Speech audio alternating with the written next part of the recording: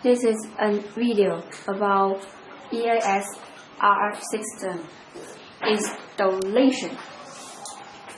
Let's see the one set of EAS RF System include one transmitter and one receiver we call RX with the red light. Yes. And one power. This is connect to 220 volt or to 240 volt, and there's a line for connect the two TX and RX. Please see this